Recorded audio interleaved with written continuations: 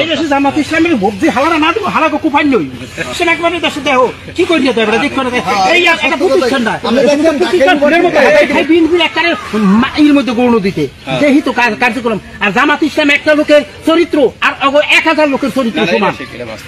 হঠাৎ করে আউলাই গেছে জামাত ইসলামের কতিপয় নেতারা। আমি জানি না যে তারা কি আসলে মনোনীত এমপি প্রার্থী নাকি লোকাল কোন জামাতের নেতা।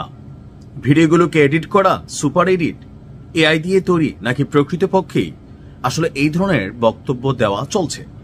যদি এগুলো সত্য হয়ে থাকে তাহলে আপনার বোঝা উচিত জামাত ইসলাম এই মুহূর্তে সোজা একটা রং ওয়ে বেছে নিয়েছে, অথবা জামাতের কেন্দ্রীয় নেতারা তাদের যে তৃণমূল আছেন তাদেরকে কন্ট্রোল করতে পারছেন না। দর্শক, যেই সকল কারণে গেল কয়েক মাস যাবৎ বিএনপিকে নিয়ে সমালোচনা করা হতো, অতীতে আওয়ামী লীগকে নিয়ে সমালোচনা করা হতো, কারণ আওয়ামী লীগও এমনভাবে বক্তব্য দিত যে এই কেন্দ্রে নৌকার বাইরে যদি কেউ ভোট দিতে আসে তার ঠ্যাং ঠং থাকবে না, বাড়িতে যাইতে পারবে না, নৌকার বাইরে ভোট দিলে কারোর মানে সবাইকে জবাবদিহিতা করতে হবে। আওয়ামী লীগের সময় এরকম ভিডিওগুলো মুহূর্তের মধ্যে ভাইরাল হইতো, আর জাতির মধ্যে একটা ঘৃণা তৈরি হইতো, একটা রাগ গোসা তৈরি হইতো।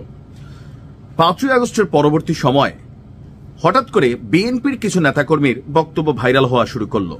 দীর্ঘদিন যাবৎ ধৈর্য ধৈর্যা মাঠটা গোছাইয়া জনগণের কাছে একটা পজিটিভ ফেস আনা জামাতের নেতাকর্মীরা যখন তাদের মধ্যে ফিল আসছে যে না, তাদের অবস্থানটা একটু শক্ত হয়ে গেছে, হ্যাঁ, তো তারা মনে হয় এবার ক্ষমতায় যাবে, এই ফিলটা আসার পরে আমার কাছে মনে হয়েছে জামাত একটু আউল হয়ে গেছে। দেখেন, এই সমস্যাটা হয় কি, যে হালে মাড়ি খেয়া রয়েছে একটা কথা আছে কুমিল্লার ভাষায়, যে আপনি আসলে অরিজিনালি পোংটা মানুষ অথবা অরিজিনালি খুব তেরা মানুষ, কিন্তু সিচুয়েশনটা এমন, লাইক আওয়ামী লীগের আপনি এখন দেখলে দেখবেন যে আওয়ামী লীগের যে সকল নেতাদের দিকে আপনি চোখ তুলে কথা বলতে আপনার ভয় লাগতো, বাড়ির সামনে দিয়ে একটা আওয়াজ করতে ভয় লাগতো, অথবা ওইখানে আসে শুনলে আরেক রাস্তা দিয়ে আপনি বাড়িতে যাইতেন, সেই আওয়ামী লীগের নেতাদের আজকে কি পরিণতি হয়েছে?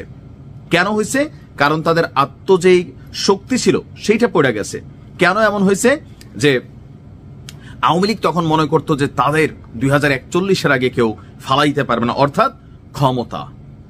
এখন আমরা যেগুলো দেখছি কিছু কিছু জায়গায় বিএনপি নেতাকর্মীরা সমালোচনা যখন আমরা করছিলাম, তখন জামাত তো ভাই এর থেকে আরো এক ধাপ আগাইয়া এই ধরনের বক্তব্য দেওয়া শুরু করলো। কারণটা হচ্ছে গেল ডাকসু, জাকসু, রাকসু, চকসু, জকসু, ফকসু যত নির্বাচন আছে এগুলোতে ছাত্র শিবির সমর্থিত যে প্যানেলগুলো, এগুলোর একটা বিজয় হয়েছে। এটা বিএনপিকে মনস্তাত্ত্বিকভাবে একটা আঘাত করেছে। জামাতের আমির ডাক্তার শফিক সাহেব, তিনি তার সুন্দর কথা, সুন্দর সার্ভিসে, যে আমি জামাতের নিয়ে ভিডিও বানাই না, দেখেন ভালো ভালো কাজগুলোকে আমরা প্রমোশন করি। কেন করি? যেগুলোতে জনগণের কল্যাণ আছে। জামাতের যারা মনোনীত প্রার্থী আছেন এর মধ্যে অনেকেই ঘোষণা দিয়েছেন যে তারা কেউই বেতন ভাতা নেবেন না, কিন্তু আবার ওই যে চট্টগ্রামের সেই শাহজাহানের মতন, আবার এই যে আজকে যাদের ভিডিও দেখালাম তাদের মতন অনেক নেতারা মনে করতেছে দেশটা তাদের বাবার, এমনকি তাদের দলের, এখানে তারা সন্ত্রাসী কায়দায় তারা রাষ্ট্র এবং সিস্টেমকে পরিচালনা করবে। আমি এই কথাগুলো দেখেন কত শক্তভাবে বলতেছি, জামাতের ভাইরা আবার আমারে আক্রমণ করেন না। কেন করেন না? এই টাইপের নেতাগুলাই আপনাদের 54 বছরের যে ক্ষমতার স্বপ্ন পুরোটাতে পানি ঢেলে দিবে। আমজনতার মধ্যে একটা কনফ্লিক্ট চলে আসতেছে, তাই না? এই ভিডিওগুলো দেখলে মানুষের মধ্যে কি আসে, যে আরে না, এগুলো তো হালে মাড়ি খেয়ে রয়েছে, একবার ক্ষমতায় গেলে তখন এদের আসল চেহারা বোঝা যাবে। যেটা বরাবরই অন্যান্য দলগুলো কিন্তু বলার চেষ্টা করছে যে জামাত হালে মাড়ি খেয়ে রয়েছে, কিন্তু জনগণের একাংশ একটা মনে করতেছে যে না, জামাতের পরিকল্পনা ভালো, পজিটিভ একটা ফিডব্যাক তৈরি হচ্ছে, ভালো কথা, জামাত আগের মতো নাই, বা সন্ত্রাসী অ্যাক্টিভিটিস জামাতের মধ্যে থাকবে না। অনেকেই কিন্তু বোঝানোর চেষ্টা করতেছেন যে জামাত কিন্তু এত ভালো না যতটা ভালো আপনারা দেখেন। এখন এই যে মানুষের মধ্যে এই কথাটার ইফেক্ট, এই ধরনের নেতাদের বক্তব্যে শতভাগ তৈরি হবে। এদেরকে দলীয়ভাবে বহিষ্কার করা উচিত, এদের বিরুদ্ধে জামাত আইনগত ব্যবস্থা নেওয়ার উচিত, শুধুমাত্র শোকজ দেখায় না। তাহলে ওই যে আওয়ামী লীগ ধাঁচ হয়ে গেলেন, বিএনপি ধাঁচ হয়ে গেলেন, মানুষ মনে করবে আরে সব তো একই রকম, আসলে এই পিঠ আর ওই পিঠ। নিশ্চয়ই যারা জামাতের ঊর্ধ্বতন কর্মকর্তা আছেন তারা দেখবেন।